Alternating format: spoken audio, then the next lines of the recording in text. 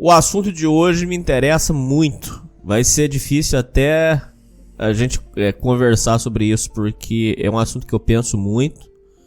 Esse é um assunto muito do interesse, que eu passei por isso nas empresas, que eu vivi. É um assunto que ele me intriga. A questão das relações de trabalho, a gente enxerga muito que existe sempre uma crítica honesta das pessoas dizerem que colega de trabalho é o inferno, que colega de trabalho rouba, puxa tapete e tudo. É verdade. Eu não diria que é um problema brasileiro, eu diria que é um problema mundial, porque a gente vê relatos de pessoas de outros lugares também que tem esse problema. Mas eu diria que característica brasileira é que, por uma extrema necessidade financeira, as pessoas passam aperto.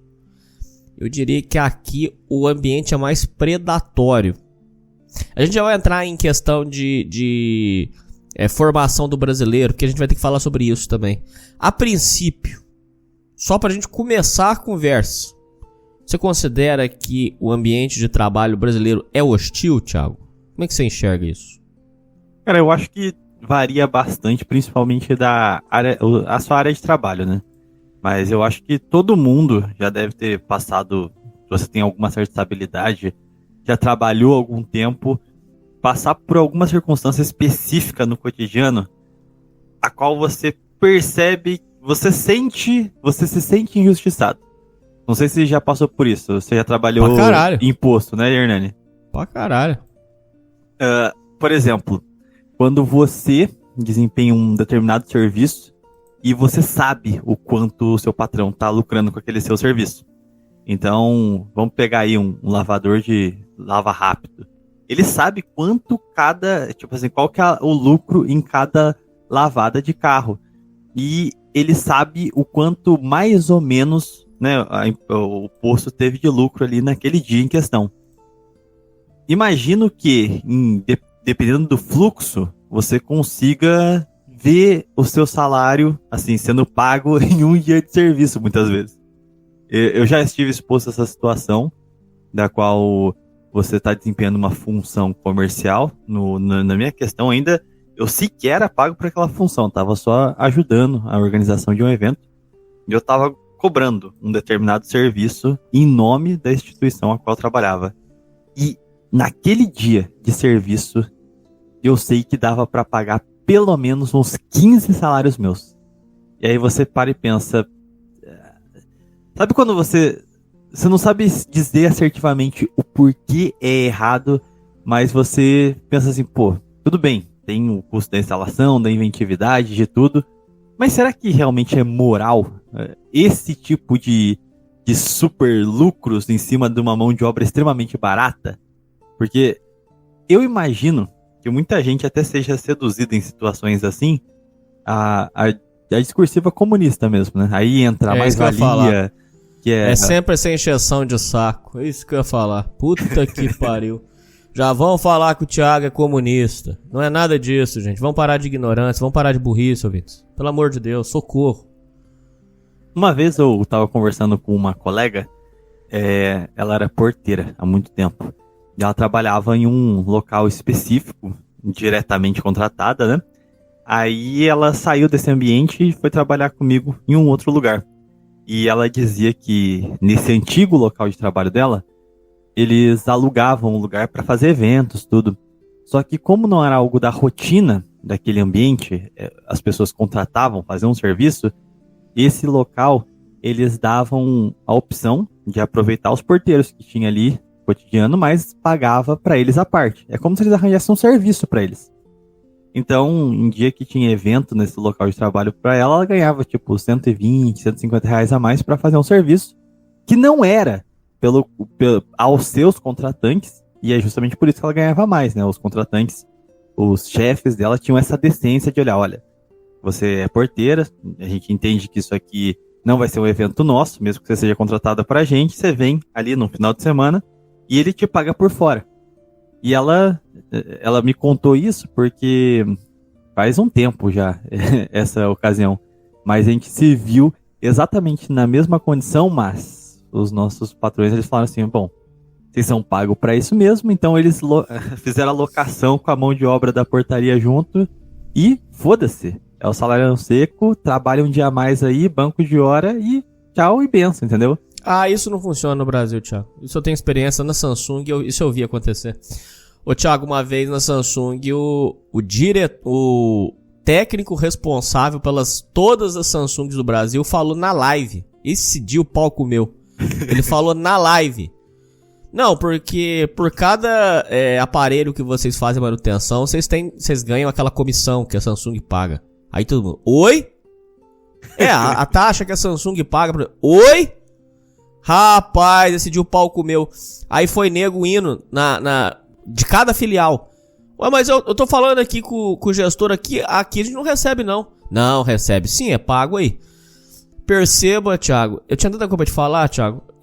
Perceba que esses modelos de primeiro mundo, quando chegam aqui, são travestidos em lucro para o dono da empresa. Por quê? Porque o primeiro mundista pensa, vamos dar um incentivo para o funcionário. O que acontece no Brasil, como foi nesse caso seu, o patrão se apodera daquela diferença, daquele valor, e coloca o funcionário para cumprir, porque é o que eu te falei, por extrema necessidade, a pessoa vai acabar aceitando, Thiago. E eu me pergunto, qual que é a perspectiva de longo prazo para situações assim, né? Porque o ambiente de trabalho fica horrível. A vontade dos funcionários trabalhar sabendo desse jogo cai lá embaixo. Então eu imagino até que para a produtividade geral e para o ambiente de serviço deva ser um lixo desse tipo de postura. Então eu acho que é uma mentalidade de baixa mesmo, né? É gatuna esse tipo de comportamento. Caralho. Só que isso aí me lembrou... É uma visão de curto prazo. No meu primeiro emprego, a gente era uma empresa da São Paulo capital e só tinha um posto aqui. Aí não tinha nada, era o salário secão. Muito tempo depois, quase 3 anos trabalhando nessa empresa, os meus colegas de posto começaram a comentar que uma menina do plantão da noite tinha pego um vale alimentação com um supervisor. Só que meio que o supervisor era novo e entregou pra ela sem saber. E aí que a gente descobriu que todos esses anos a gente tinha vale alimentação e era, só... Que absurdo. Então, foi aí que o primeiro contato com o mercado que eu entendi realmente como que a banda toca, né? É foda. Ô, Thiago, outra coisa que eu queria te falar aquele Renan Fogaça, que é empresário, inclusive eu já chamei ele aqui, ele já fez lives aí no VP Cultural. Ele fala muito porque lá na empresa dele é todo moderno, sabe? A empresa dele lá, realmente, a estrutura é muito boa, ele paga um salário acima do piso, ele dá benefícios, tem alojamento, tudo. O alojamento tem até jogo pros funcionários e tal. Mas ele faz uma autocrítica, ele diz que o empresário brasileiro é egoísta, não pensa em ninguém, só pensa nele mesmo. E que o empresário brasileiro, ele... É isso aí que você falou. Ele vive no curto prazo. Ou seja, ele vive uma vida de vender o almoço para comprar a janta. Ou seja, perceba que... Não tô usando papo transcendental com você não, Thiago. Mas perceba que é uma parada que chega até mesmo a ser vibração. O Pintacilgo fala isso. Que a avareza é tipo como se fosse uma vibração. Ele economiza em tudo e extorque o funcionário, e a empresa parece que o negócio desgringola. Tem relação com isso que você falou mesmo. O próprio cara já tira o pé. O próprio funcionário tira o pé e fala, não, isso aqui é muito ruim. Vão desde de avarezas. Ô Thiago, eu já trabalhei em empresa que o patrão, milionário, mandava os funcionários comprar o pó do café, cara. Isso é ridículo, cara. Isso é patético, cara. Controle de quanto papel higiênico o funcionário vai usar, eu já vi. Dona de empresa que abaixava no banheiro para ver se o funcionário tava com as calças riadas no banheiro. Porque se a calça não tá arriada, então ele tá sentado no vaso usando o celular. Aí já ia perseguição. Nesse caso em específico, nesse aí que eu tô te falando, as funcionárias arrumaram um ponto que a câmera não pegava e ficavam usando o celular no trabalho. Será que... o problema é que depois a gente tem que conversar sobre isso, viu, Thiago? Porque o problema também é que quando você dá certos benefícios pro brasileirinho, ele avacalha. Esse que é a cagada, cara. Os dois lados é foda. A gente precisa conversar sobre isso. Mas pera aí, só pra gente não perder a guinada aqui. Será que não era mais negócio combinar? Ó, tira aí 10 minutos por dia. 10 minutos você vai lá fora, quer fumar um cigarro, quer tomar um ar, quer tomar uma água, usar um celular, pode ir lá. Será que não era mais negócio fazer isso do que ficar nesse gato e rato contra o cara que simplesmente toca o seu negócio? Isso que eu não entendo, assim. Ou na verdade eu entendo, mas eu acho que é uma visão muito arcaica, uma visão de inimigo. E que eu acho que é muito danosa, tanto para a saúde mental, saúde física, para os negócios, para o cliente. Thiago, eu fui numa padaria, que inclusive você vai conhecer, mas eu não vou falar o nome, que eu cheguei e perguntei assim, ô irmão, qual que é o que você me recomenda de salgado? Thiago, você não vai acreditar, eu juro pra você. O cara falou, o garçom falou na minha cara, Thiago. Patrão, bom mesmo não tem nada. Porque esse patrão aí, agora ele não tá usando mais nada original. O catupiry é paralelo, ele tá usando escala. O frango, ele tá colocando molho de tomate pra render. Falar pra você, bom não tem nada. Eu peguei e falei assim, e o café? Ah não, o café é bom, café eu trago pra você. Como é que um funcionário fala isso da empresa? Na cara do cliente. Eu peguei... E por curiosidade comecei a sondar. Todos os funcionários estavam fazendo um motim contra o patrão. Porque o patrão não estava cumprindo promessas que foram feitas. Você entende, Thiago, que vira uma corrente aonde o funcionário odeia o patrão. E o patrão, por consequência, odeia o funcionário. E fica um ciclo aonde quem perde é o cliente, quem perde é o produto. Ou seja... vira uma corrente, primeiro de avareza, segundo de retaliação, aonde um quer atacar o outro, e fica um ambiente hostil, horroroso, cara. Então, nesse sentido, eu tenho duas perspectivas. Já vi casos em redes grandes de realmente haver sonegação de direitos mesmo, de colocar no bolso, só que existia um projeto, de fato. Eu já vi isso em 2 setores. Eu posso atestar aqui. Um de saúde e o outro de segurança. Literalmente, pegavam, não declaravam corretamente os benefícios dos funcionários. Basicamente, né, colocavam no bolso e investiam nisso. Investiam esse dinheiro surrupiado. Literalmente, colocavam em investimentos. Isso, ao longo de anos, muitos não vão entrar na justiça. E mesmo os que entram na justiça, devido ao montante da grana que eles conseguiam aportar mensalmente, se pagava. O crime valia a pena, porque a dívida trabalhista virava piada perto do rendimento real que eles conseguiam dar aquela grana que eles surrupiavam mensalmente.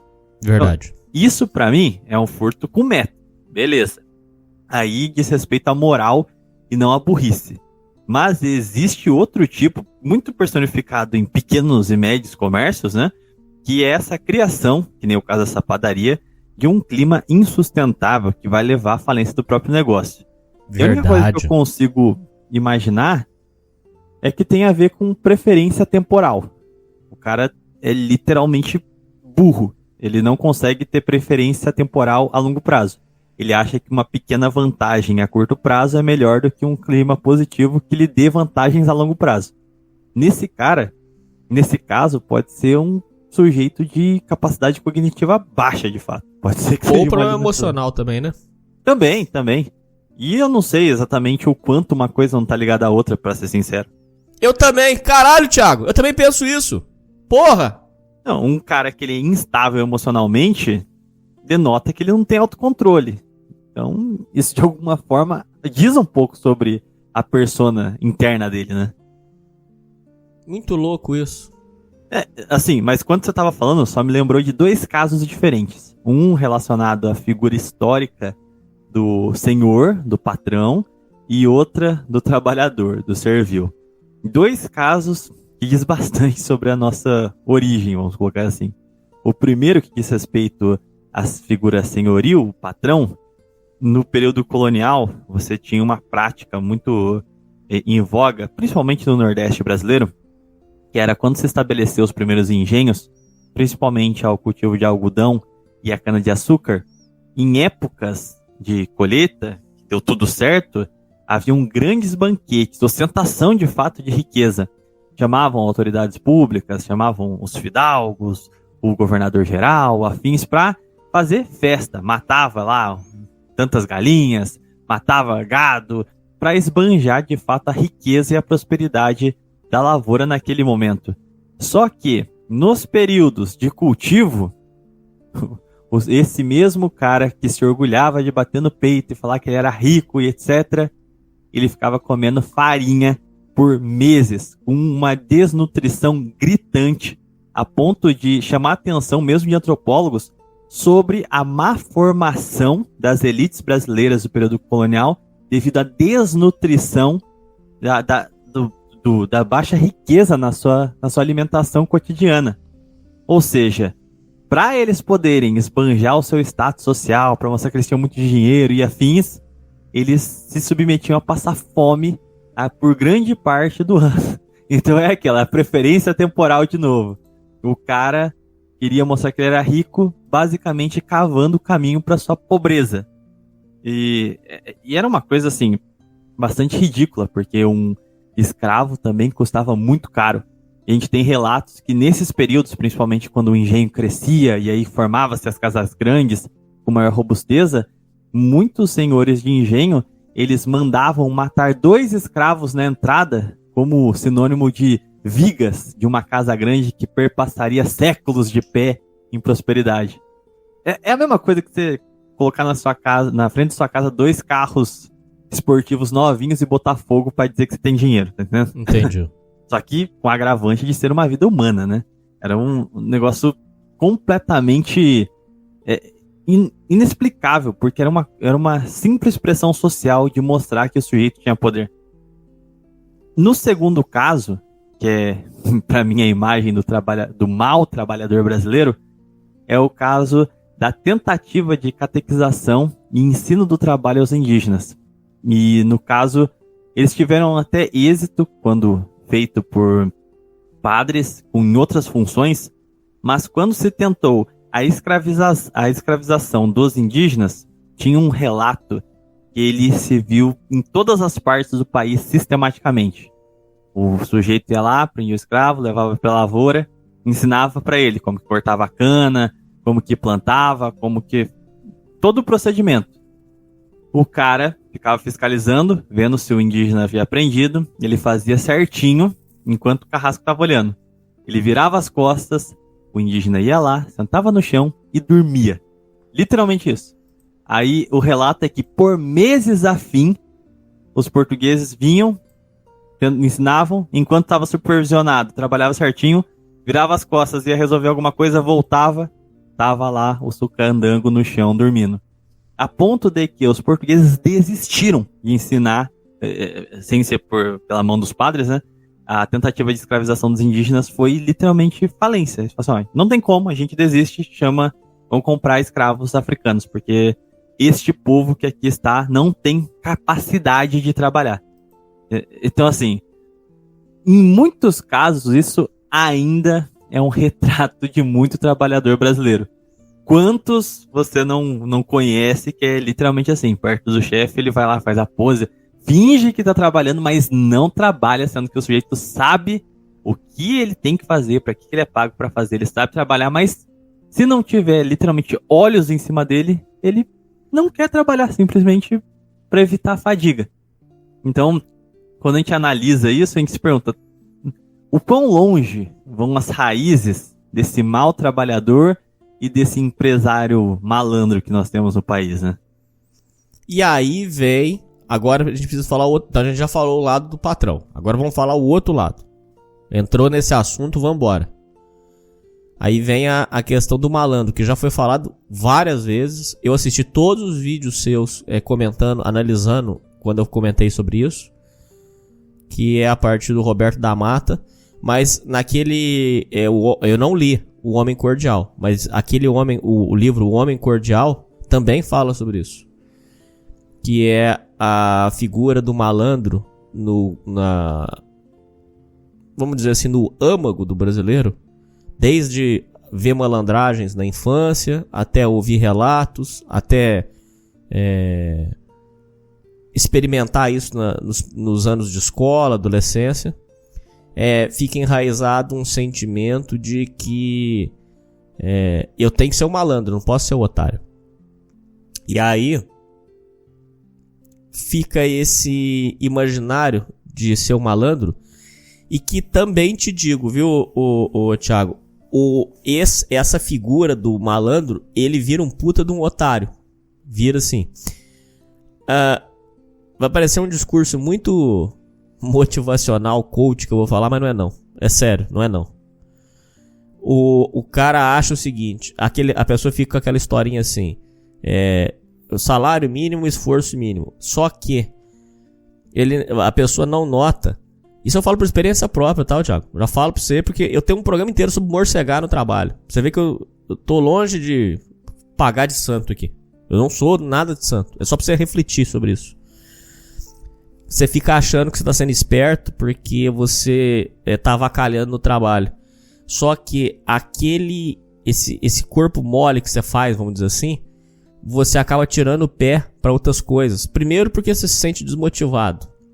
Segundo, porque você começa a não se sentir animado mais pra nada. Porque você entra numa vibe de que o trabalho não vale a pena, de que você não vai ganhar dinheiro, que a vida sua vai ser aquilo ali. Você não fica, é como se tirasse a sua vontade de ganhar. Além disso, quando você tá interessado, você mesmo pode criar coisas pra você. Pra você. Desde ver uma oportunidade pra crescer no negócio, ou abrir uma coisa pra você, ou visar outras oportunidades, concurso, sair do Brasil, prestar serviço.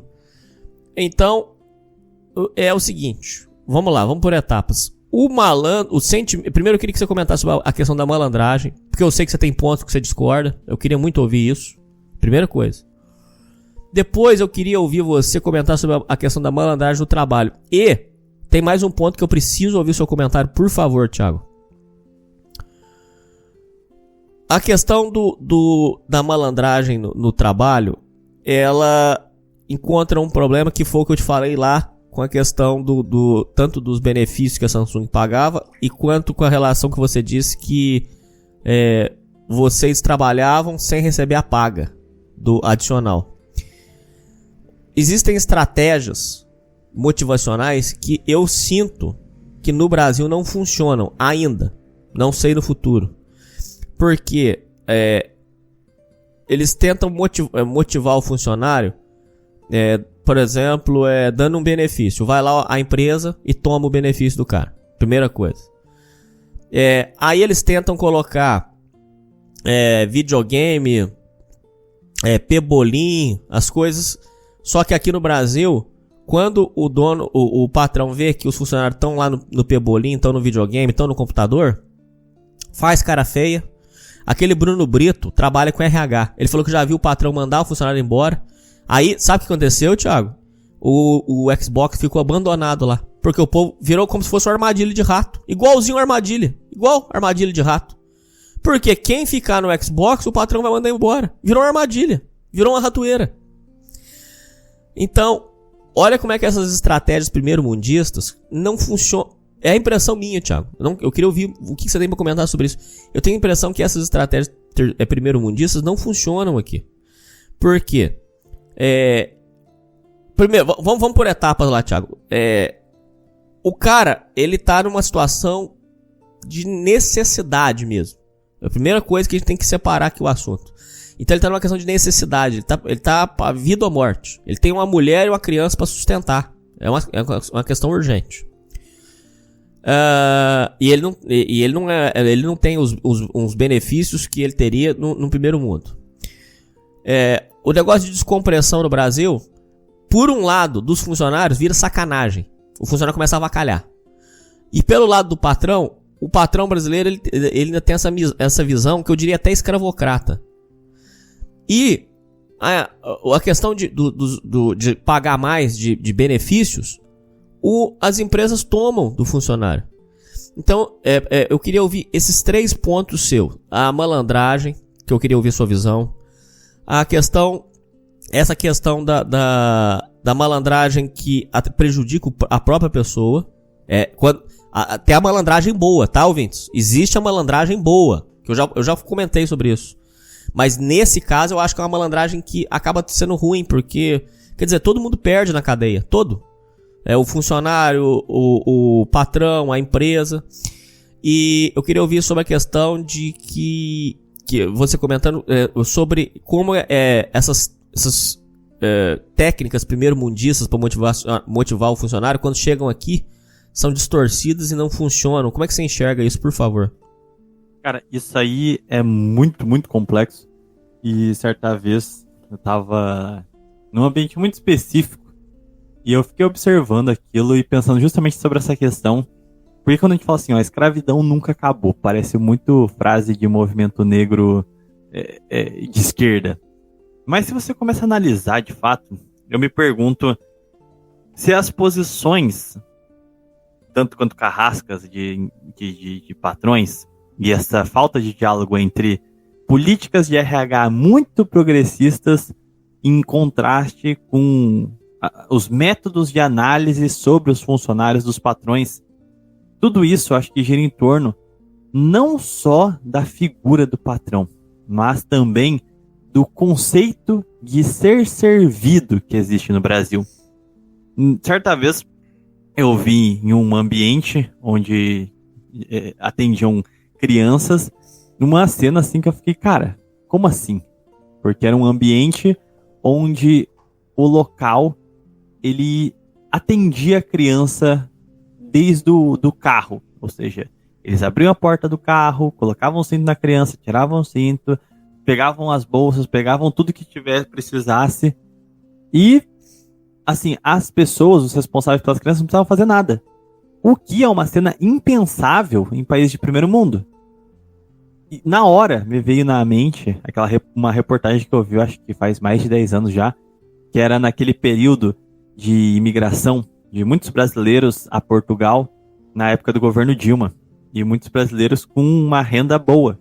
Eles começavam a alterar a arquitetura das casas, criando assim puxadinhos, quartinhos para empregadas. Era uma coisa que não existia em Portugal, onde o brasileiro levou isso. Porque para o europeu médio, não há qualquer problema em você sujou, lavar, limpar. Enquanto para o brasileiro, isso é visto como uma certa desonra. Eu já vi muitos casos de gente em locais fechados, né, em ambientes tanto quanto mais elitizados, derrubar coisa no chão, ou sujar uma mesa, ou fazer algum tipo de sujeira e meio que dane-se. A gente tem verdade. As empregadas para isso, a gente tem as moças da limpeza justamente para isso. Elas estão aqui para me servir. Então aqui, para você não ter essa mentalidade de que há alguém mais necessitado e que vai ter que fazer o que for preciso para sobreviver, a gente tem que lutar para que essa mentalidade não exista, porque parece que ela está incrustada, e isso não é uma característica só das classes altas. Quem já trabalhou com atendimento, assim, a povão mesmo, ou nem precisa disso, acho que todo mundo já presenciou isso, alguém destratando um atendente de fast food, ou um lojista num mercadão, num centro de cidade, loja de sapato e coisas do gênero. Mesmo a pessoa de classe média, classe baixa aqui no Brasil, uma vez que ela se coloca numa posição em que ela é servida por outra, ela faz questão de tornar esse contato, que deveria ser algo comum, a prestação de um serviço, em uma posição de servilismo, de inferiorização social do outro, porque ele está na posição de alguém que serve. Então, isso é um traço muito claro dessa herança do escravismo que nós tivemos, uma vez que nós nunca nos desenvolvemos de fato, nunca tivemos um ponto onde a gente conseguiu atacar com firmeza a extrema pobreza. Então a gente sempre teve esse exército reserva, né, de pessoas desesperadas por empregos e que fariam qualquer coisa para a manutenção dos seus empregos ruins. A respeito tanto desse comportamento quanto a figura do malandro, eu acho que existe algumas justificativas históricas. E a gente até teve um episódio aí com a Espectro Cinza que eu só pensei depois, conjecturando esses dois assuntos. Mas eu acredito que muito da cultura do malandro, ela é sustentada pela aprovação feminina. Então, se você pega historicamente a forma como a mulher se inseria nas sociedades indígenas, isso, estrito sensu, era meio generalizado entre todas as tribos, por mais diferentes que elas fossem. As mulheres eram quase que como incubadoras de bebês, de crianças. Então elas estavam ali para parir gente e ao mesmo tempo eram moedas de troca. Então era uma forma de ser cordial, sei lá, um cacique que está visitando sua tribo, se oferecer uma moça para passar a noite com ele. Ou então uma forma de espólio, de conquista sobre outra tribo, matar todos os guerreiros e tomar as mulheres deles. Era uma moeda de troca. Só que a mulher indígena, eu lembro que eu fiz um estudo sobre as tribos caigangues, que tem maior presença no sudeste e no sul do país. Eu achei muito interessante um comportamento, que enquanto havia os combates, e elas seriam os espólios, elas mudavam de lado na torcida, conforme o lado que parecesse ser vitorioso. Então, elas naturalmente começavam a se ordenar ao lado que parecia que ia vencer. E a forma delas de ferir ou dar apoio moral aos sujeitos que estavam ganhando ou perdendo era insultando pessoalmente aqueles que pareciam que ia perder ou que elas desejavam que perdessem. Então, era basicamente calúnias envolvendo as qualidades de guerreiro ou de reprodutor do sujeito. Isso eu achei muito engraçado, porque se a mulher ela está numa cultura onde ela favorece o oportunismo e ela mesma se objetifica nesse caso, ela não tem nenhum parâmetro moral para fazer prevalecer na sociedade características positivas ligadas à construção, ao esforço passivo, ou seja, em longo prazo. Isso explica muito na formação histórica do Brasil, porque a gente tinha uma falta de mulheres europeias que tinham, pelo seu estágio civilizatório, esses preceitos como forma de valorização do sujeito. Ele era um fidalgo, tinha conquistas, tinha renome, beleza. Então ele é alguém confiável. Enquanto a mulher indígena, ela não tinha essa característica. Ela era um oportunismo mais ralo, mais imediato. Então, o sujeito que ele era mais temido, se impunha, ele era quem despertava o interesse das mulheres indígenas que aqui estavam. E devido ao contexto de marginalidade da população embrionária do Brasil, essa característica se manteve presente em muitos recantos do Brasil. E aí, quando eu te digo uma característica dessa, você me aponta qual que é a diferença de uma indígena em estado tribal que tinha esses preceitos para selecionar um parceiro, para uma menina que, por exemplo, vê num traficante um bom partido porque ele esbanja poder e dinheiro. É exatamente a mesma coisa. O princípio é o mesmo. Exatamente. Essa mentalidade nunca mudou de fato. E isso cria, na mentalidade masculina, que em última análise vai procurar uma parceira, justamente ser esse cara impositivo, ser o malandro, né? Então ele tem que estar sempre se dando bem, ele tem que ser o esperto, porque isso tem a ver com o seu status social. Então, nesse sentido, eu me pergunto se justamente a má formação das mulheres na nossa sociedade não é o que propicia e faz a manutenção do malandro na sociedade. Você tem teoria sobre isso, né? Não, eu acredito bastante nisso que você falou. Inclusive eu vi da boca de uma mulher ela falando que quem faz uma sociedade, quem faz os homens de uma sociedade são as mulheres. Ela disse que numa utopia, aonde as mulheres apenas ficassem com homens honestos e bons, em pouco tempo todos os homens seriam honestos e bons. Existe um quê, mas eu acho que é mais do que isso aí que você falou. Isso que você falou tem sentido pra caralho. A mulher quer se sentir protegida e tal, ela arruma o bandido, tá bom. Isso é um ponto. Mas eu acho que tem um fator fortes emoções também que entra na conta aí. Ela quer viver uma aventura, ela quer viver emoções, blá blá blá blá blá blá blá blá blá. Então, eu ia até comentar que essa questão da mulher, e nessa sua perspectiva freudiana, eu acho que ela já era incipiente antes também. Eu acho que é uma coisa inata, porque a mesma mulher que às vezes ficava com um sujeito, vamos colocar aí o arquétipo do bandeirante, né, que era um cara perigoso, que esses caras tinham muitas mulheres, simplesmente porque eles tinham a capacidade de dominação. Ao mesmo tempo, essas eram as primeiras mães do Brasil, né? Elas eram quem tinha essa questão que depois, fixa com ele, buscava tentar apaziguá-lo, a criação dos filhos em ambiente pacífico e afins, como quem diz que gostaria de tratá-lo, né? Ou seja, tirar essa sua afeição violenta, agressiva, que é justamente o que a atraiu, para tentar então corrigi-lo, né? Mas sobre a figura do malandro, eu acho que dificilmente ela consegue ser reduzida a um mero estímulo feminino, porque a gente tem no Brasil a formação de um estado muito específico. Eu acho engraçado que como o teuto brasileiro conseguiu, de fato, se fixar aqui. Porque eu tenho a sensação de que o Brasil e a Alemanha passaram por experiências de formação de Estado opostas. Porque lá é uma grande honra ser um servidor público. O Estado alemão ele foi desenhado segundo a lógica de que todos dariam o máximo para honrar a posição no Estado alemão. Então, é sinônimo de extrema eficiência, né? Porque é um trabalho à pátria, que ela foi idealizada, enquanto no Brasil ela foi surgindo de forma orgânica. E por essa organicidade e ser oriunda da vivência, cá, ela já nasceu um tanto quanto viciada devido às necessidades de sobrevivência do brasileiro médio. E com brasileiro, eu tento dizer aqui os primeiros mestiços. Então, a gente vai ter o processo de miscigenação no Brasil, principalmente entre as classes mais abastadas, dentro daquele cenário da Casa Grande.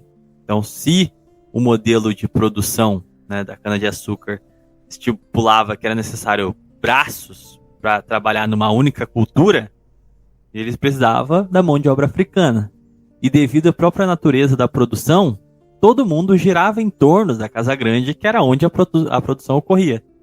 E por conta dessa convivência muito próxima entre a Casa Grande e a senzala, é que se dava a miscigenação, né? Tava lá o senhor vivendo dia a dia, fiscalizando a produção, vendo as escravas lá, e aí acabou surgindo os nossos primeiros crioulos, os nossos primeiros mulatos.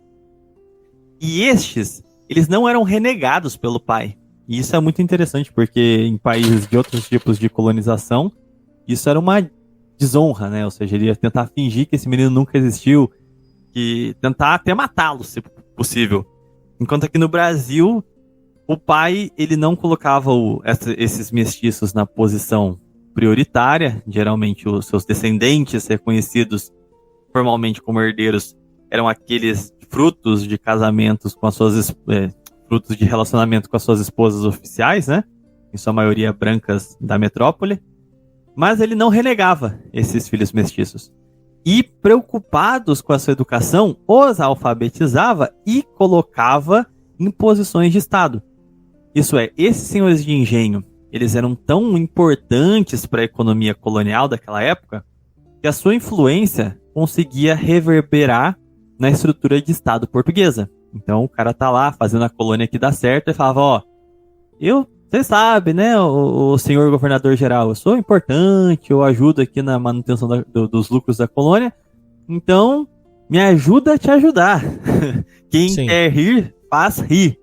Então ele pedia lá um carguinho pro filho mestiço dele dentro da máquina pública, como um burocrata. E aí criou-se um Estado de tipo clientelista, porque ele vem para atender os clientes e não propriamente a nação, né? Ou seja, era para uma pequena casta colocar gente para basicamente parasitar. Tanto que essas funções desse Estado clientelista giravam quase que em torno de cobrança de impostos. Ou seja, era uma classe que ela trabalhava para tirar o seu próprio salário. Na prática, não produzia-se nada para o país. Só prejudicava o próprio desenvolvimento econômico da nação. E é justamente essa classe de mestiços, eles não podiam ser absorvidos pela produção, porque não eram escravos, e nem podiam galgar posições superiores, nem na administração pública, isso era reservado às figuras próximas à coroa, e nem na iniciativa privada, porque ele não era o filho legítimo do senhor de engenho. Então eles estavam presos, fatalisticamente, a viver em um trabalho parasitário. Mesmo que eles não quisessem, não tinha para onde ir. Eles tinham que continuar naquela função de viver pendurado no trabalho escravo e nos domínios dos senhores de engenho. E eu acho que é aí, como uma ferramenta de defesa, que muitos desses começaram a ver de forma otimista a sua posição. Tipo, bom, você tá aí se matando de trabalhar, literalmente, você não ganha nada por isso, e eu tô aqui na minha vida mansa. Eu que sou esperto. E esses mestiços, eles foram os primeiros a terem instrução de fato. Tanto é que você pega no século XVIII, muitos europeus se assustavam com a qualificação desses burocratas brasileiros, da forma como eles estavam inteirados dos debates filosóficos e intelectuais da Europa daquele século. Ou seja, não era gente burra, sem formação, era gente muito bem formada e conscientemente parasita. Eles passaram a se orgulhar dessa posição. E eu acho que essa é a grande raiz, né? Essa é a origem dessa mitificação em torno do servidor público, como nós vemos hoje, do concurseiro, no sentido de não ter amor ao país ou até algum respeito pelo ofício público em si, mas como uma forma de ganhar a vida. Quase que se orgulham de, nas entrelinhas, de ser um parasita. De saber que a função que eles vão desempenhar dentro do Estado não vai justificar o salário que ele está ganhando. Mas isso não importa, porque o que importa é que eu passei no concurso e eu estou levando vantagem. Então, eu acho que a cultura do malandro, ela vem muito dessa classe, que é, em partes, a classe média que nós temos hoje. Então, isso não explica só o serviço público. Essa mentalidade de tô aqui, mas não vou trabalhar, porque eu sou inteligente, eu sou esperto, quando eu tô ganhando sem fazer nada, eu acho que parte desse elo profundo na nossa psique, dessa história. Eu acho que é uma mentalidade que foi sendo passada de geração em geração. Porque se você para pra pensar o salário mínimo e esforço mínimo, é um tanto quanto sem sentido, porque diz respeito a uma pessoa que não tem qualquer cosmovisão de trabalho. É como se o trabalho fosse um mero esforço ruim a qual você é submetido, como se você não tivesse nada a tirar daquilo ali, como se você não pudesse aproveitar nada do que você está fazendo, e como se o seu trato com as outras pessoas não dissesse respeito a você. Ou seja, tanto faz o jeito que eu trabalho, isso não diz nada sobre mim. Quando na verdade diz, o seu trabalho é literalmente o que te tipifica como um ser civilizado, né? O ser humano começa a se desenvolver a partir do momento que ele pega a matéria e altera ela de modo ordenado. Ou seja, ele transforma a natureza. Se você acha que isso não diz nada a respeito de você, aí fica difícil, né? Exatamente, você tá numa condição subhumana. Ô, Thiago, deixa eu contar algumas coisas pra você. Eu queria muito ouvir a sua opinião.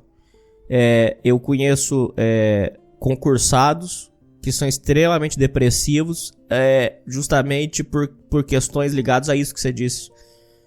Sentem que o trabalho não rende, sentem que não tem uma função pelo que ele faz. Aquele Bruto que já gravou aqui com a gente, o Bruto largou um trabalho porque ele viu que ele sentiu que não tinha sentido, não fazia sentido na cabeça dele. Essa historinha que o trabalho é só o trabalho em si é mentira. Isso é mentira. Isso eu falo tranquilo pra você. Não tô dizendo que não temos que fazer trabalhos horríveis na nossa vida. Temos. Você já teve muito e eu acredito que eu tive mais que você. Porque a gente tem que dar conta. Não é esse o ponto, não.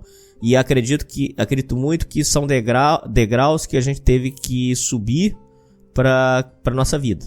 E acredito que boa parte dos ouvintes também tiveram ou vão ter que fazer isso. Essa babaquice... Ô, Thiago, tem tanta coisa pra te falar, cara. Essa babaquice de subemprego...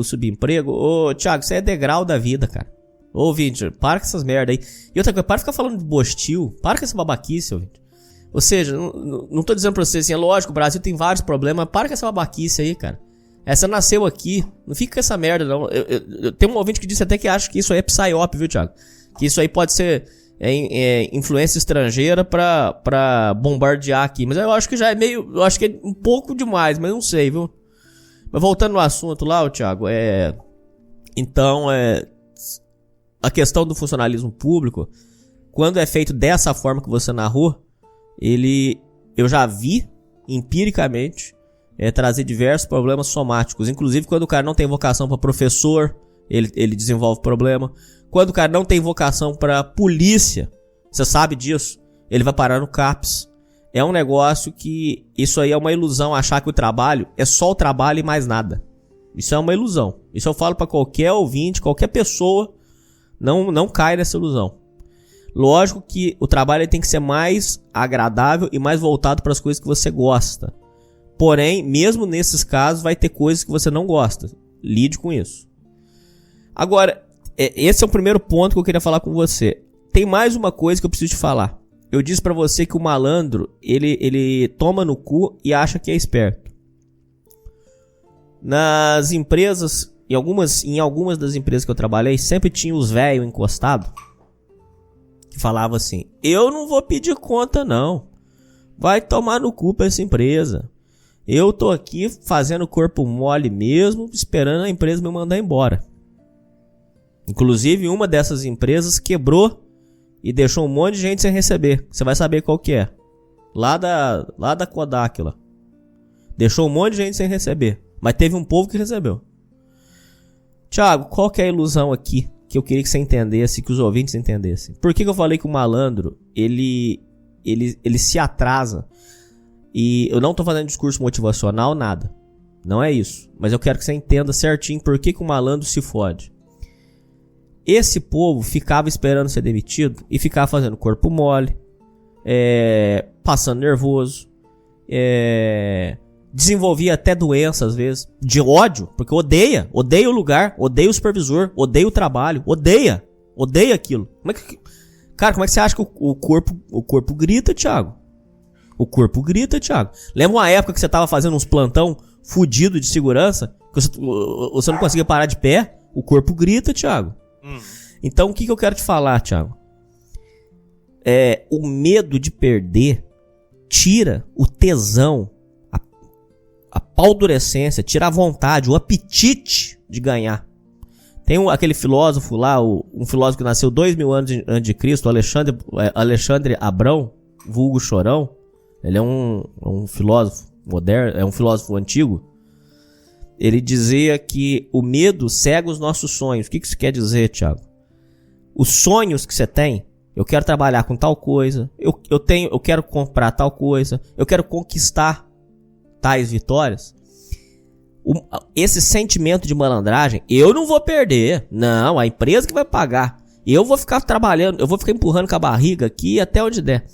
Tira o apetite, senhor Thiago.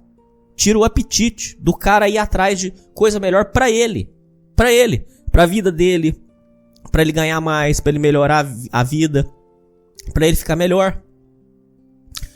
Então, Thiago, o malandro, ele acha que ele tá ganhando, mas na real ele tá perdendo. E eu não sei se vale uma menção honrosa aqui, mas aqueles que fazem malandragem pra armar, pra inventar, cavar processo em empresa falso, alegando racismo, abuso, essas coisas. Cara, de verdade, Thiago, nenhum deles eu vi. Eu tô levando agora pra um lado mais transcendental, Thiago. Dito o... Eu nem sei se aqui seria o programa bom pra gente falar sobre isso, mas como eu tô com você aqui, eu te considero meu irmão, então eu vou falar com você aqui. Thiago, é dito o famoso dinheiro maldito, aonde dizem que o dinheiro, quando ele vem de mentira, de coisa errada, ele não prospera, né? É dito isso pelo povo antigo e tal. Inclusive diz que os judeus também têm essa crença. Thiago, esse povo que fez processinho armado para tentar cavar negócio de racismo, então... E eu tô dizendo assim, cavar mesmo, o cara inventou. Não tô dizendo de pessoas que sofreram racismo. Essas pessoas que tentaram armar isso aí, eu não vi nenhum deles o dinheiro vingar, cara. O dinheiro parece que evaporou. Compra uma motinha aqui, gasta num reboco ali, pronto, já acabou o dinheiro. Thiago, eu até deixo mais uma reflexão pra você. Que aquele empresário, o Evandro Guedes, que era dono da Alfacom, falou que na mentalidade do funcionário malandro, ele acha que 15 mil é muito, muda a vida dele. E na real não muda não, Thiago. Ou seja, se for pra você ficar 5 anos, não, 4 anos, numa vida infernal, num trabalho que você não gosta, Thiago, num ambiente que você não gosta, com um supervisor que você não gosta, fazendo o que você não gosta, pra empurrar com a barriga, esperando a empresa te mandar embora pra você ganhar 15 mil, cara, acho que não vale a pena, Thiago. Não vale. Porque eu acredito que o que você vai contrair de doença, de estresse, de noite mal dormida, de mal-estar, vai ser muito superior a esses 15 mil reais.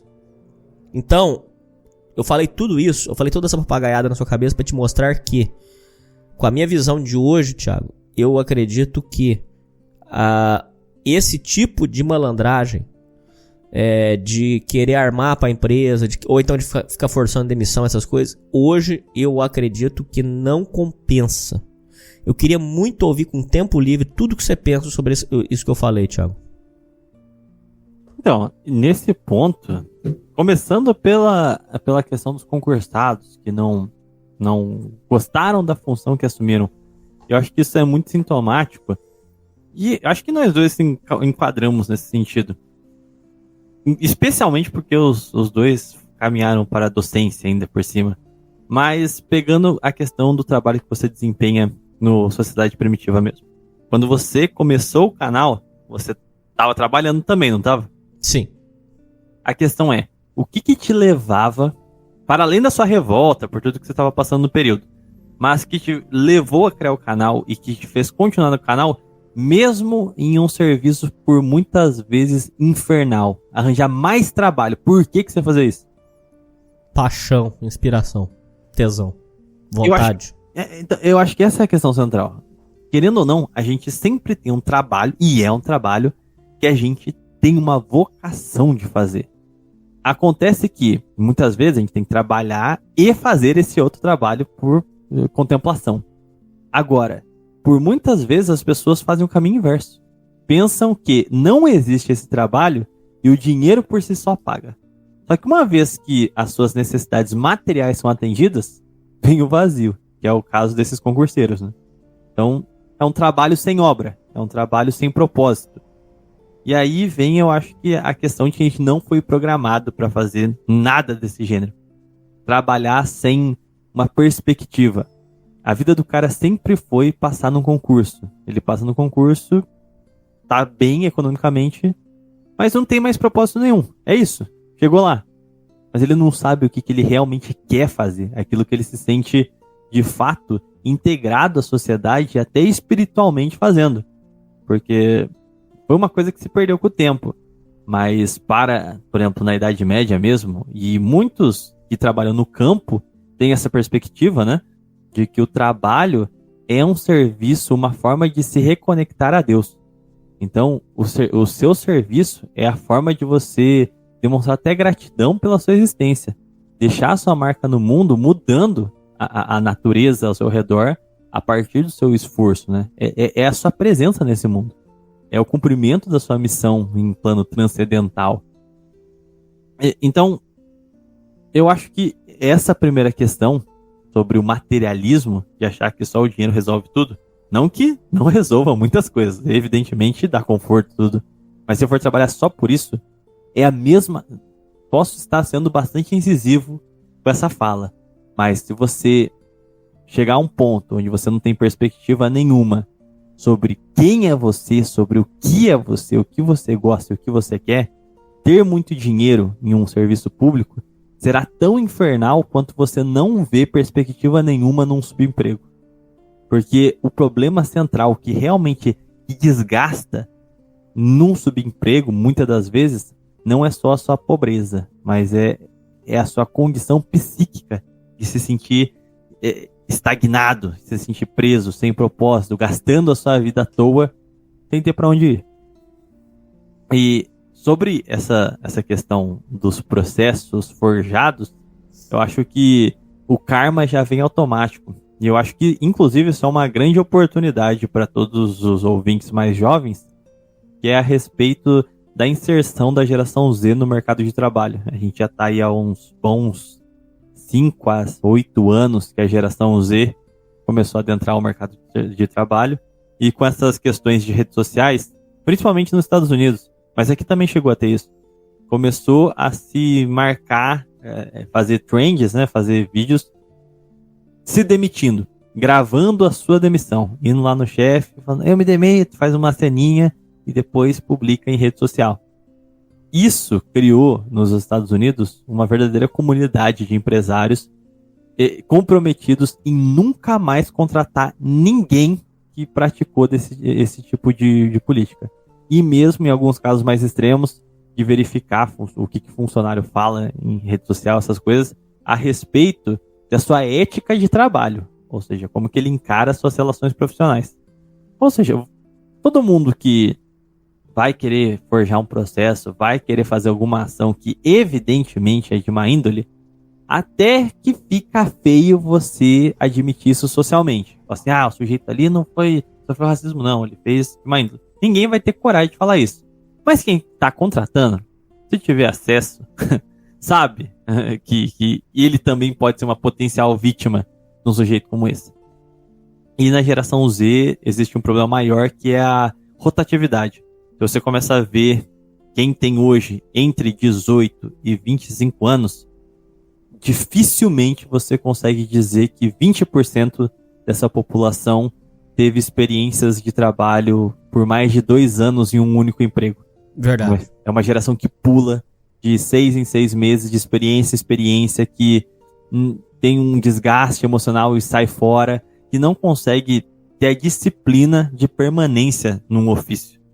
Então, em meio à crise, sempre há oportunidades. Se você é dessa geração, é hora de você se fixar e criar um bom currículo. Particularmente, quando estava nessa vida dos subempregos muito lascados, foi a primeira coisa que eu pensei. Bom, eu vou estar ferrado aqui em qualquer lugar. Então abraça a causa. Sempre ter experiências de pelo menos mais de 1 ano e meio. E como eu sou ainda consideravelmente novo, são experiências que contam bastante na hora de eu procurar outros empregos, que diz respeito à sua capacidade de firmar compromissos, de ser alguém confiável, de ser alguém competente. Então, tudo isso conta muito. Agora, sobre a questão do malandro novamente. A gente tem até o Caxias e o malandro, né? Segundo as definições da Mata. Eu acredito que a gente ainda esteja em partes nesse arquétipo, mas eu acho que é errada a perspectiva de que o malandro, de alguma forma, se dá bem no final. Não só nesses casos de forja de processos trabalhistas e afins, mas a gente até comentou também, né? Não é só o trabalhador que é malandro, também tem o empresário que tenta ser malandro e sempre se dá mal no final, né? Principalmente se for um microempresário. A gente poderia comentar aqui outras questões relacionadas a multinacionais, onde realmente já vai para um papo político, onde a malandragem ali não é malandragem, é rapina com método, objetivo e planejamento. Isso, e com consultoria de advogado. Sim, existe todo um complô montado justamente para que até as nossas instituições são desenhadas para estrangular o pequeno empresário e favorecer essas multinacionais, que são as únicas que aguentam as burocracias e as regulações desmedidas e ainda conseguem tranquilamente ferir todas as normas de trabalho, porque ela tem um time completo de advogados e 1001 formas de lavar dinheiro na prática. Verdade. Então, para esses casos, aí a gente, infelizmente, temos que dar o braço a torcer aqui para dizer que estes malandros, que não são brasileiros, eles conseguem passar a perna no final. Mas o que é possível fazer justamente para contrapô-los é a cultura do Caxias, ironicamente. Quando eu falei sobre essa classe parasitária, sobre a formação de um Estado clientelista, a gente está falando de esse conflito de Caxias e malandros é uma coisa muito contemporânea. Porque os Caxias, quanto classe social, de fato, ela disputa a classe média em um evento muito recente. Então, se a sociedade colonial ela era estamentária dessa forma, os escravos carregavam a economia nas costas, enquanto a classe do meio, né, esses mestiços, parasitavam a produção, dando apoio à classe de cima que os empregava, basicamente era uma troca de duas vias, né? Eles apoiavam os senhores de engenho porque eram os senhores de engenhos que garantiam os seus cargos. Depois a dinâmica do coronelismo foi basicamente a mesma. Apoiar um coronel porque é quem chancela o poder e quem te dá cargos. Então, era um benefício para todos, menos para a classe da base que está tendo que carregar tudo isso. Mas a partir do momento em que o Brasil começa a ter auspícios de industrialização, vem imigrantes com outra visão, não tão contaminada de trabalho. Eles pensam que dá para prosperar com trabalho duro, afins. Acho que o principal imigrante, os principais, né, que chamam muita atenção até hoje por conta dessa questão, são os japoneses e italianos. Eu ia falar isso, juro. Ô, Thiago, como é que pode, Thiago? Olha pra você ver. Thiago, aquela japonesada veio com a mão na frente e outra atrás, cara. A gente assistiu um documentário sobre isso. Cara, eles vieram numa merda, que eles vieram só com a roupa do corpo, cara.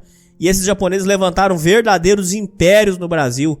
Os mais humildes construíram barracas de feira e venderam pastel pra arregaçar, ficaram milionários. Os mais humildes. A turma que foi mexer com plantação lá no Mato Grosso do Sul rachou de ganhar dinheiro. Cara, já deve estar chegando em bilhões.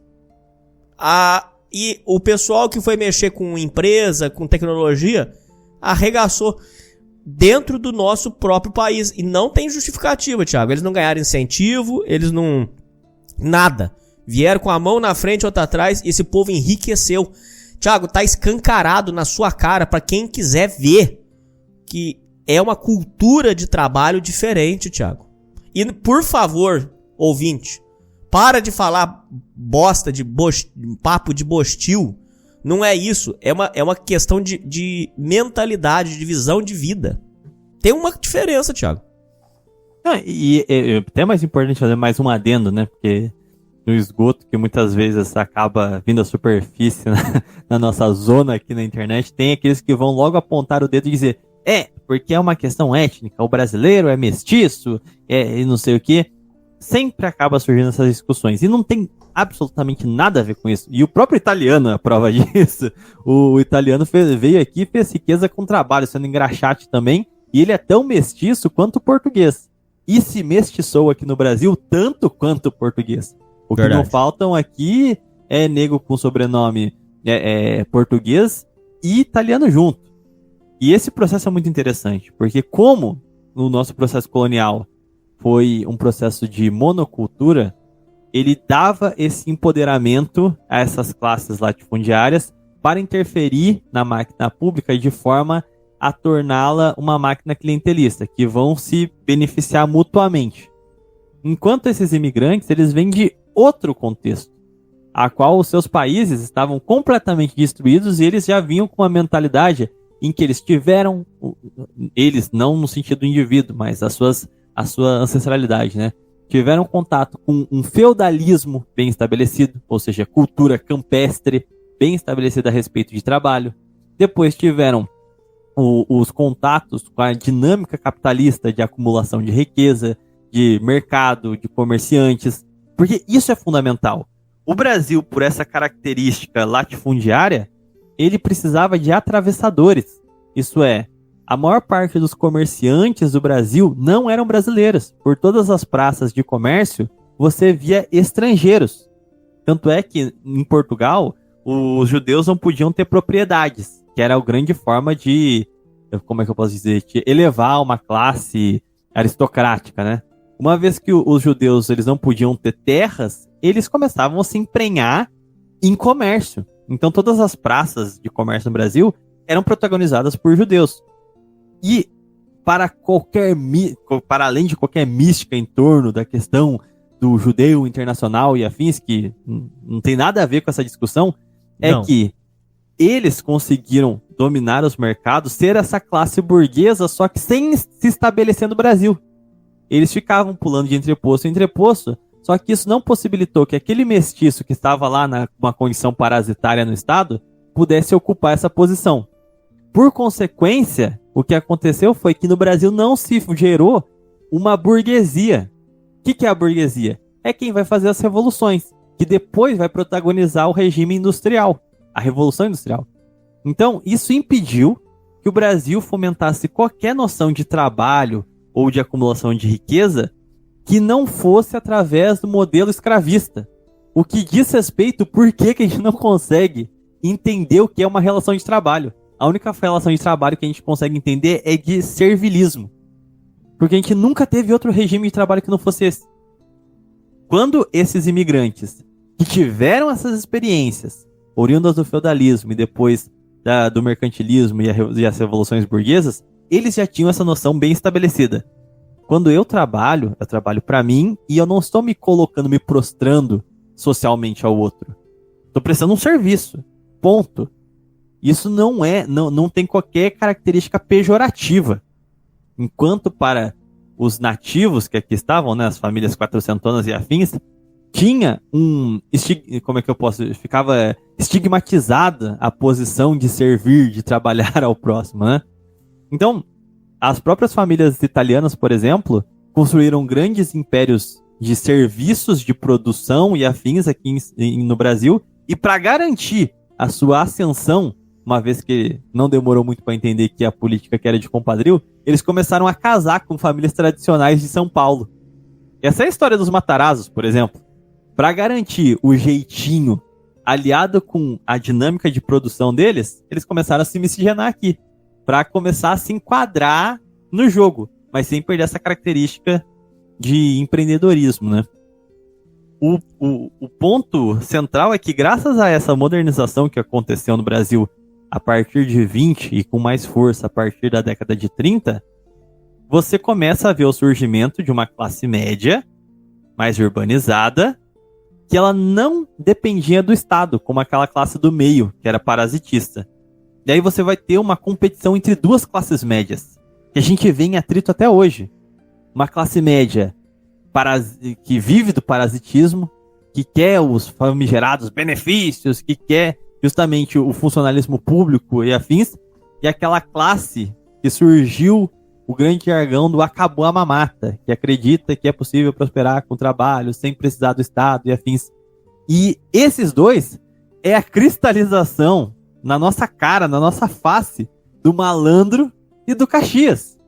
Conforme o Caxias, essa classe média ascendente a partir do processo de modernização do Brasil, tem mais espaço, o que acontece? O Brasil deixa o agro um pouco menos em evidência, começa a focar em indústria, tenta aumentar as formas de produtividade moderna, que era o Brasil basicamente de 30 a 80.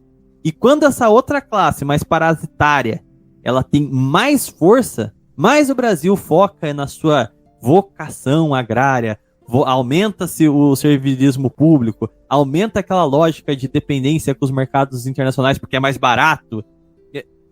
Então você percebe que existe esse choque na direção do Brasil e da classe média entre aquela classe média Caxias e aquela classe média malandro. E isso dita justamente como que o país vai se comportar. A questão é que, quando a gente consegue ver quando que o país consegue prosperar ou não. E eu acho que essa é uma grande sinuca de bico. Ambos convivem. E geralmente a gente vive na simbiose de períodos de maior preponderância malandra ou Caxias.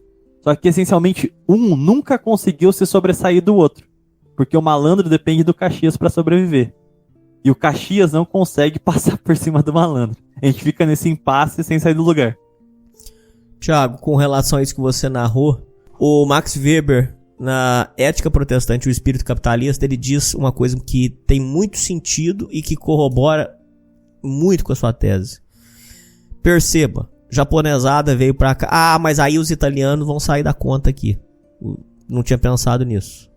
Mas ele diz muito que ele demonstra lá com estudos e com uma análise fria que países que vieram com ética protestante, os crentes luteranos, eles prosperaram mais do que os com ética, vamos dizer assim, com bases católicas. Porque o católico ele vai ter uma visão de se voltar para Deus, ele acredita em que ele já está salvo por Deus. E o crente, o protestante, ele tem aquela visão de que o trabalho é para Deus, que ele tem que conquistar a salvação. Ele analisou isso e viu que países que vêm da base católica vão ser mais relapsos, vão levar o trabalho de uma forma diferente. Um exemplo seria como suponha, Thiago, que uma pessoa ganhe R$100 para pegar produtos e colocar num pacote e empacotar. Ele ganha R$100 para fazer isso. Aí suponha que o patrão, para aumentar a produtividade, vá pagar R$200 por cada saco que ele juntar os produtos e fechar. Ele vai começar a encher meio saco para ele continuar ganhando R$100. Você compreendeu isso? Porque para ele, aqueles R$100 já basta. Ele não está visando mais do que aquilo. Onde eu quero chegar, Thiago? Supostamente com a colonização portuguesa e com a catequização e com o catolicismo, muitas pessoas dizem, inclusive eu vi um filósofo falando sobre isso, que isso é muito incrustado em nós brasileiros, essa relação com o trabalho. E aí parece que é aquela história, né? Junta a fome com a vontade de comer. Já tem um fator malandragem, já tem o fator que vale uma menção honrosa, que muitos já tem uma relação de, não sei, um sentimento de inferioridade, não sei, um sentimento de querer sempre se opor à responsabilidade, vamos colocar dessa forma, que eu acredito que também seja malandragem. E aí você adiciona, Thiago, que nós somos um povo que, se você analisar historicamente, culturalmente, não temos a questão de buscar ou de parabenizar aqueles que conseguem as coisas pelo trabalho. Se for analisar dessa forma, todo mundo ia adorar os aposentados que compraram casas, compraram coisas, mas não são esses que são venerados. Os que são venerados são os artistas, são as celebridades, são aqueles que inventaram um método novo para ganhar dinheiro. O trabalho duro aqui não é visado dessa forma. Eu não sei se isso tem relação com essa questão do Max Weber. Me veio na cabeça porque você comentou. Sim, isso eu acho que é muito importante, porque o estudo do Max Weber, ele aponta muitas características estruturais. E muita gente, pelo título do livro, e até por alguns equívocos do autor, preso à sua época também, dava maior relevância à questão religiosa. Mas eu diria com tranquilidade que você pode descartar a questão religiosa pelo próprio caso japonês. Eles não eram protestantes. Isso. E desenvolveram com muita facilidade a lógica capitalista de produção. Isso com muito atraso, haja vista que o desenvolvimento japonês foi depois do Brasil ainda, só no último quarto do século XIX. A grande questão, eu acho que é fundamental, é você ter as condicionantes de uma classe social capaz de entender a função de um Estado. E isso, muitas das vezes, pensando no próprio umbigo, isso é possível também.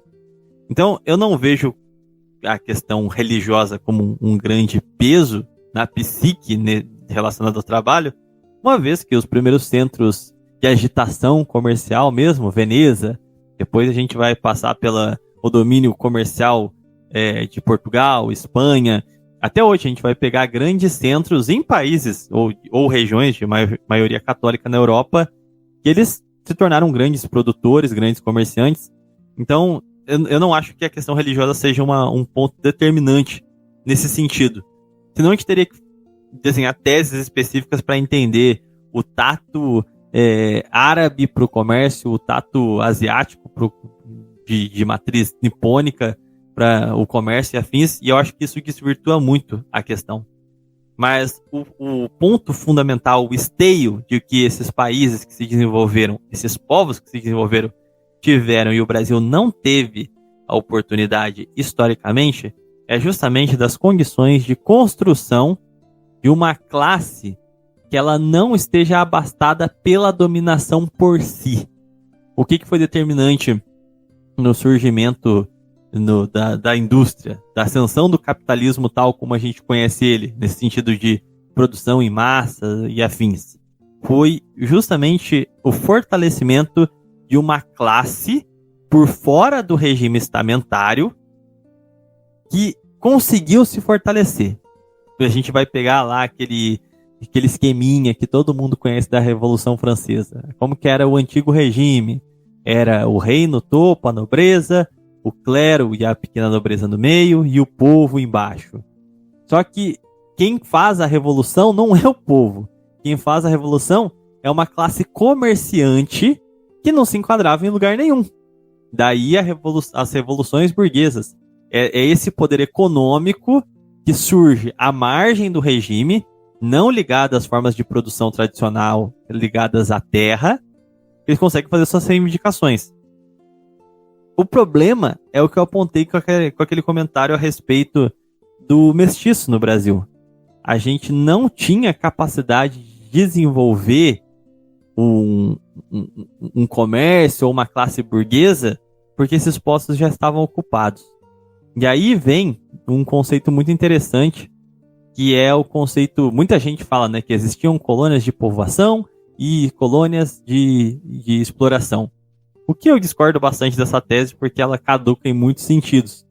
Já que o Brasil é uma colônia supostamente de exploração, mas os colonos que aqui vieram se estabeleceram e ficaram. Tanto a gente tinha nas famílias quatrocentistas, agora são as famílias quinhentistas. Se fosse só para explorar, eles teriam ido embora, né? Mas um conceito que eu concordo bastante é com os tipos de civilização. Que dizem que são dois tipos. A civilização orgânica e a civilização de colonização. E a colonização sem emprego de nenhum tipo de adjetivo malicioso ao termo.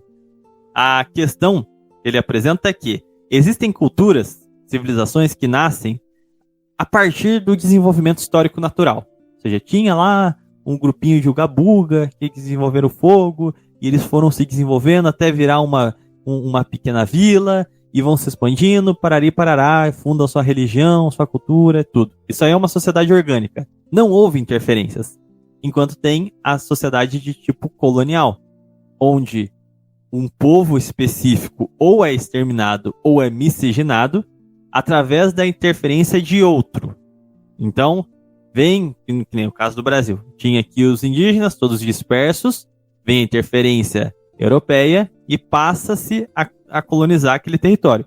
Que de um lado é muito positivo, porque você dá um avanço civilizatório tremendo. Então você vai pegar o nego que estava aprendendo a plantar batata e lutava com lança de madeira e vai fazer esses caras em 30 anos começar a esculpir no mármore. Então é um salto de cultura extraordinário. Só que o problema é que as instituições que ordenam aquela sociedade não foram planejadas para a geografia e sociologia daquele novo povo. Então, ele vai sofrer de um psiquismo. Ele vai ficar tentando emular certos valores da sociedade transladada. Só que uma vez que aqueles valores vão se chocar com a nova realidade local, que é adversa da que esses valores foram criados, vai ter um descompasso. E no caso que a gente está falando aqui desse descompasso, é a impossibilidade de formação de uma classe que tem um trabalho livre. Então, não vai se... Por exemplo, nos países de tipo orgânico, existia ali um trabalhador que não ia para o campo, eles começaram a comercializar. No Brasil isso não pôde porque esses comerciantes já existiam e começaram a comercializar aqui. Então quem estava aqui não tinha o que fazer. E a forma era utilizar esse efetivo de gente que não tinha o que fazer com elas para dar apoio ao modelo produtivo latifundiário. E aí você não consegue sair da dinâmica de que toda a economia, todos os serviços da colônia, ou no nosso caso agora, da nação, estão basicamente submetidos a atender a necessidades de serviços dos países centrais. E, consequentemente, nessa troca, de lá vai vir as ideologias, as nossas formas de pensar. E aí vem o choque que você falou lá no começo do programa. Você tem um empregador carrasco, só que com RH no mundo da lua. A ideologia do RH tá vindo lá do primeiro mundo. Ah, vamos colocar o Xbox. Puta vai que ser pariu, assim, é isso mesmo, Thiago. Puta e aí, o que cara, pariu. Ele tá aqui no Brasil, que é chicote, a forma que ele foi ensinado de trabalho é açoite e vigilância, e ninguém pode estar feliz porque trabalho é uma coisa essencialmente negativa. E aí fica esse choque da ideologia que foi importada e o serviço que a gente tem que mandar. Só que as duas coisas não se conversam. Thiago, você é um cara diferenciado, não tem jeito. Você enxergou exatamente o que eu, durante todos esses anos, tentei entender e você decifrou. O RH, eles vivem alheios à realidade, Thiago. Completamente. Thiago, já contei, acho que contei pra você, Thiago, que precisava de pessoa pra mexer de estoquista. A mulher do RH contratou uma mulher. Mexer com estoque de caixa de peça. Vive completamente fora. Deve ter conversado com a mulher, o santo bateu e contratou ela. Chegou lá, a mulher não tinha condição de levantar a caixa, não tinha condição de arrastar aquilo lá, cara. Técnicas motivacionais. Você trabalha o mês inteiro, bate a meta, ganha parabéns e uma paçoca. Estratégias que claramente não funcionam. Falam pra você que você pode ir lá e pedir ajuda psicológica. Aí o cara que vai lá, o patrão marca ele, já fica marcado. Vi até um rapaz que tinha uma doença séria, e foi falar pro RH, o RH explanou, esse cara processou o mercado extra, ganhou 25 mil. A mulher do RH explanou pra empresa, no outro dia tava todo mundo da empresa sabendo a doença que o cara tinha. Não. São técnicas primeiro-mundistas que, quando trazido pra cá, desgringola tudo, Thiago. E você decifrou isso aí, cara. Foda, muito foda. E eu acho que, particularmente sobre essas técnicas, eu acho que tem um descompasso. Elas são pensadas, evidentemente, pro trabalhador primeiro-mundista. E a demanda dele não é material mais, né? É psicológica. Enquanto, a priori, aqui no terceiro mundo, a demanda é material. Então, a gente não tem sequer tempo de ficar pensando no nosso psicológico. Então, daí que vem o descompasso. E eu acho que esse é um problema crônico que eu não sei se tem como resolver. Porque as ideologias de mercado, de gestão humana e afins, sempre vão vir de lá. E as teses de lá são feitas para a sociedade de tipo orgânico, pensada para eles. E não para nós, que somos uma sociedade de tipo colonial, que depende do translado dessas ideias para cá. A solução que me parece para esse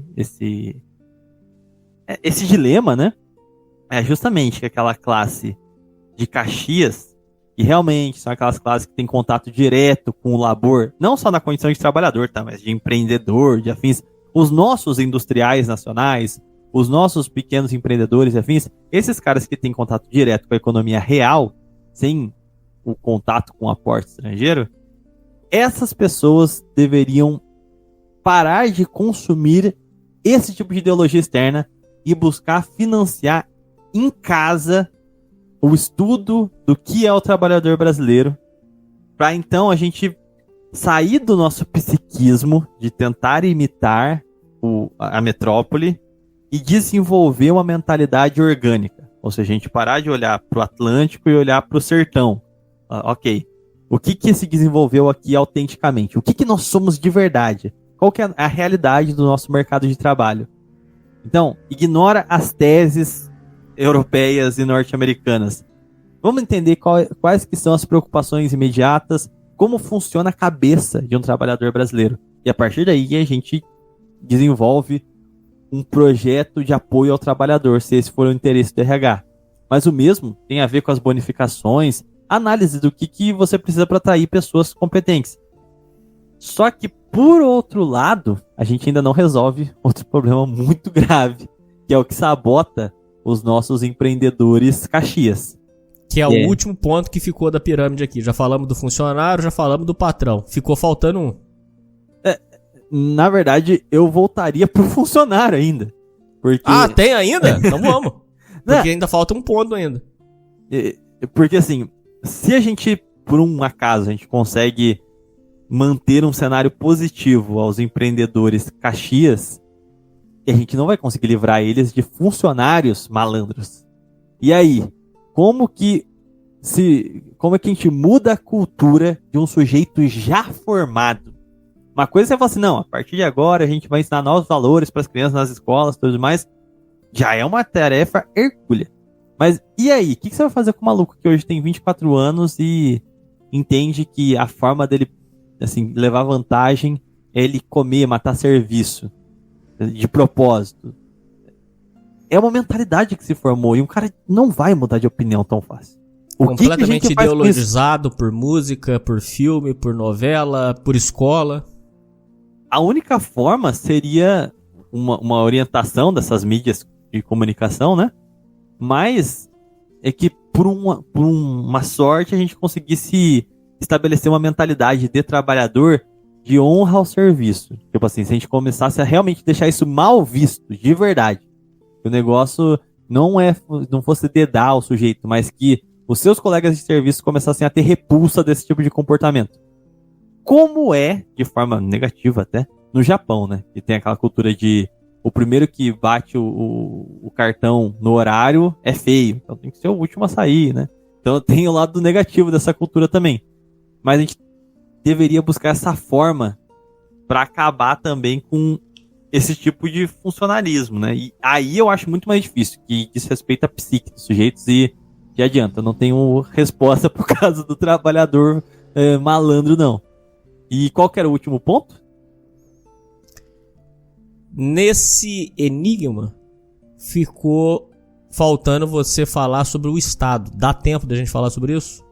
Dá, o Estado aqui eu acho que é a parte até mais simples, se você parar pra conjecturar. Porque o que a gente teve, basicamente, nos últimos, 90 anos, foi uma tentativa. Não existia essa classe média caxia, ligada ao trabalho, ao desenvolvimento. Ela surgiu, conseguiu empregar gente, beleza. Só que não foi exterminada a influência política das parcelas malandras da sociedade. O Estado clientelista não deixou de estar presente.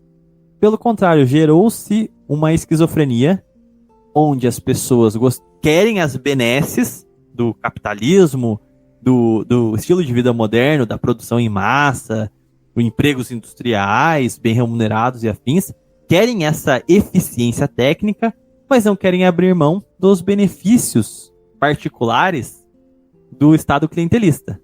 Então, o mesmo cara que gostaria de ver ali uma indústria nacional, que os produtos fossem mais baratos, que isso e aquilo, na hora do vamos ver, por exemplo, não apoiaria reformas profundas no sistema de comissionados na máquina pública, no sistema de concursos da forma como eles são feitos hoje, nos sistemas de programas de bolsas através de mecanismos como o Enem, que basicamente formam sujeitos especialistas em nada útil. São decoradores de fórmulas e coisas que não dizem respeito ao ofício de fato. Então, de um lado, se você quer desenvolvimento, você precisa de Estado impessoal e técnico. Vai fazer aquilo que tem que ser feito. E ali tem que ser impessoal, propriamente. Ou seja, ele não pode ser manobrado por interesses políticos. Ele tem que fazer aquilo que lhe traz mais eficiência, de forma mais elástica. Enquanto de um lado, você tem o Estado clientelista, que é submetido a influências de interesse particular. Ou seja, vendo como ele pode ganhar, vendo os benefícios a serem ofertados. Enquanto você tentar conciliar as duas coisas, você não vai. Você fica no impasse que a gente tem hoje. A gente tem um país razoavelmente moderno, só que ao mesmo tempo totalmente disfuncional. Porque a gente não eliminou as características primitivas do nosso Estado. Qual que seria a forma da gente, de fato, concluir esse processo de transição? Seria se amparar numa mudança política que, assim, estrito senso, vou tentar ser sucinto nesse ponto, mas que favorecesse uma burguesia industrial brasileira. Ou seja, você tirar, na prática, dando o tiro direto, você tirar o agro do centro da economia nacional. Porque enquanto a gente tiver isso, vai ser muito complicado, porque o agro ele depende das demandas externas, e isso favorece a interferência política estrangeira aqui devido à dependência dos mercados externos. Aí, a partir disso, a gente abre as instituições para fins particulares. Basicamente o regime que a gente tem hoje. Se a gente quer ter um Estado técnico e impessoal, a gente vai precisar de um Estado industrial, produtivista, que ele valorize mais a mão de obra interna do que as relações externas. Assim, a forma de resolver o Estado malandro é um Estado Caxias industrial. Basicamente é isso. Tiago, observa a cadeia. As potências estrangeiras exploram o Brasil com empresas multinacionais. Essas empresas são muito bem assessoradas para conseguir, de forma legal, pagar menos imposto, lavar dinheiro, conseguem reverter através de leis, isenções fiscais. Então, digamos que as potências estrangeiras colonizam o Brasil, escravizam o Brasil. O Estado, por sua parte, escraviza o povo e os pequenos burgueses, pode ser assim, os donos de empresa. O dono de empresa escraviza o funcionário, pagando um salário que não dá para ele se manter, e colocando em situações muito forçosas, muito forçadas de trabalho. Fica uma colônia de escravização. E eu retomo meu ponto, que eu sei que você não concorda.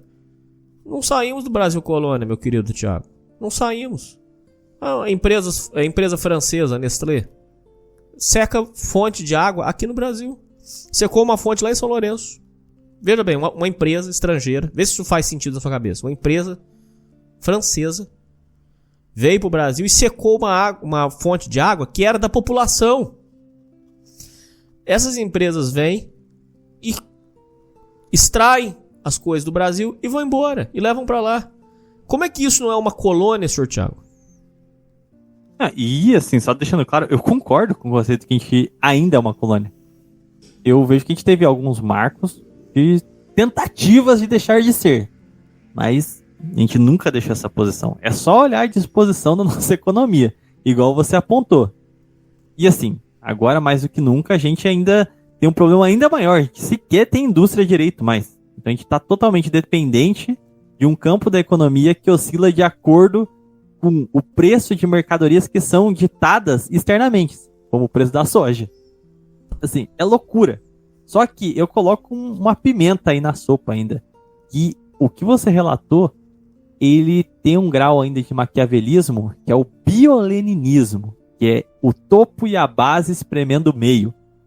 Quando o Estado, a partir de conluio com empresas internacionais, com a influência estrangeira aqui dentro, ele começa a criar cada vez mais burocracias, principalmente relacionadas ao mercado de trabalho, sem criar regimes especiais, o que dá a entender ao trabalhador? Não, tá me protegendo. Agora não vai conseguir me demitir, eu tenho esse direito. Eu não vou entrar no mérito sobre se eles são bons ou ruins, porque eles foram idealizados há 80 anos atrás. Então, assim, a realidade era outra. A grande questão é que, hoje em dia, toda a legislação trabalhista e afins, ela é quimérica e burocrática de uma forma que o pequeno empresário, ele não vai conseguir manter isso aí, o empresário brasileiro. Mas a transnacional, ela consegue. E mais, ela consegue, inclusive, transgredir esses direitos. Justamente porque ela tem toda uma estrutura e uma base, tanto econômica quanto jurídica, para se defender. Então, volta àquele caso que eu falei, de várias empresas que eu conheci, que eles sonegavam, roubavam benefícios de funcionários, submetiam eles a determinadas situações e não eram de empresários nacionais e muito menos pequenos. Porque eles sabiam que muitos não iam entrar na justiça e, de tal forma, eles não vão, de fato, ser impactados com um processo trabalhistazinho afins, devido à escala de ganhos que eles têm. Então, na prática, a burocracia, ela asfixia o pequeno empresário, garantindo o monopólio das transnacionais, que é quem já tem uma escala tamanha que ela pode comportar essas burocracias brincando e até transgredir elas. Então, é uma forma de você fazer o trabalhador achar que tá levando vantagem, ao mesmo tempo que, quando ele vê as suas relações de trabalho terríveis, ele simplesmente vai cobrar o empresariado nacional porque é quem ele tem acesso, é quem ele vê o rosto, quem ele tem contato. Porque o multinacional, ele nunca vai nem saber o nome do sujeito que é dono da empresa. Ele nunca vai estar tete a tete com esse trabalhador. Então você cria uma tensão entre empresários nacionais e trabalhadores brasileiros, ao mesmo tempo que o trabalhador acha que está sendo defendido por uma série de burocracias que são feitas para asfixiar o nacional e beneficiar o gigante. É um esquema propriamente estabelecido para acabar com qualquer tentativa inventiva brasileira. E eu não acho aqui, só deixando claro, que o modo seja... o patrão vai sentar e vai estabelecer normas com os empregados. Isso aí, pelo amor de Deus, isso aí é sonho de uma noite de verão.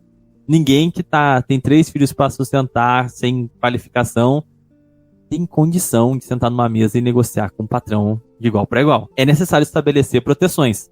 Mas, será que não é o caso de a gente estabelecer regimes especiais, um regime para multinacionais e outra para empresários nacionais, dependendo do seu nível de complexidade? Então, um pequeno comerciante de uma lojinha no centro de uma cidade, faz sentido você submeter ele a uma legislação trabalhista que é a mesma para uma multinacional? Não tem sentido. Então, regimes especiais são fundamentais nesse caso. Então, eu acho que essa característica ela é mais nociva, porque ela faz esse pequeno empresário ser a imagem do capitalista malvadão, porque é quem o trabalhador vê na prática, enquanto ninguém percebe que o capital estrangeiro que está sendo protegido nessa equação, né? Porque ele é um capital sem face. Ninguém vai lá na casa do dono da multinacional cobrar ele. Então, é uma grande forma de você dividir a sociedade e ainda garantir os lucros e as remessas das multinacionais, né? Olha pra você ver que interessante, hein, Thiago? Essa conclusão foi foda, hein? No final das contas, a gente acaba concordando com o Roberto da Mata, né? Todo mundo tá pensando no meu pirão primeiro. Todo mundo tá tentando pegar tudo pra si e nada pra sociedade. E no final, acabam todos sem nada. Ou até consegue alguma coisa, mas você não vê prosperar, não vê ir pra frente, não vê... Quer dizer, essa forma de lidar não é uma forma funcional. E assim, eu acho que essa é a questão central quando a gente falou lá da classe média Caxias, que são empreendedores, gente desafeita ao trabalho. não é só o trabalho. Eu acho que o mais importante para uma classe burguesa, vamos colocar aqui esse palavrão, é que ele tem uma mentalidade nacional. Enquanto ele não entender que o seu principal rival existencial é o estrangeiro, e que a única forma de você vencer essa luta é pensando no todo, a gente não vai pra frente. Só que para isso a gente tem que ter uma mentalidade de nação. Então, eis aqui o grande debate, né, entre libertários, socialistas e não sei o quê, porque cada um defende uma extremidade que não faz sentido nenhum. Se você olha para uma Coreia do Sul, que era mais pobre que o Brasil na década de 70, se você olha para um Japão no século XIX, uma Alemanha, mesmo a Inglaterra no final do século XVIII, o que você vai ver? Vai ser uma burguesia com pensamento nacional, utilizando o Estado para protegê-la nos seus negócios, para que ela pudesse prosperar e tomar essa posição de protagonista. Aqui no Brasil não, a gente fica antagonizando. É o patrão que é inimigo do trabalhador. É a direita que é inimiga da esquerda, sem perceber que são as forças produtivas, cada qual no seu lugar, que a coisa prospera. A gente não pode deixar que um poder, naquela explicação que eu dei dos dois tipos de sociedade, se mantenha. Esse laço umbilical da sociedade colonial com a sociedade orgânica, que passa ali as mentalidades e as influências. O dia que a gente conseguir ter uma classe de Caxias que tenha controle do Estado e passe a imprimir um sentido nacional na população, ou seja, começar a ter uma coisa que eu acho que diz muito do povo japonês nesse sentido de mentalidade nacional. Por exemplo, o Xbox nunca fez sucesso no Japão, porque eles compram a Nintendo ou a Sony porque é japonesa. Diversas marcas de automóveis alemãs construíram seu mercado com base interna, porque compravam porque era alemão. Aqui no Brasil, você tem o fenômeno ao contrário. Você vai ver o jeito que as pessoas falam da Gurgel, a lata véia lá, que era horrível. Vai falar de qualquer coisa que era brasileira, é sempre com desdém. Então, enquanto a gente não ter essa noção de que a gente só ganha se a gente se fortalecer quanto povo, precisar dessa mentalidade nacional de romper com esse cordão umbilical, que, novamente, é estabelecido devido à formação latifundiária do Brasil. Para quem que o senhor de engenhos vendia o algodão e a cana deles? Para os países europeus. Ou seja, o país, na cabeça dessas elites que veem o comércio internacional como algo positivo, o país é um mero prestador de serviços ao seu fim último, que é o quê? É se servir. Então, é sempre visando o mercado estrangeiro, é sempre visando atender o estrangeiro, nunca a nação. Enquanto essa classe Caxias, ela parte do princípio oposto. Ela vê o mercado interno como um potencial gerador de riquezas, produzir aqui, utilizar o protecionismo para crescer aqui, para abastecer esse comércio, para depois pensar lá para fora. Eu acho que é uma questão de escala. Como eu disse, é a velha dualidade. Sertão versus Atlântico. Um olha para dentro, enquanto o outro olha para fora. Só que, sabe aquela brincadeira de não pense alto demais a ponto que seus pés saiam do chão? Então, essa é a questão.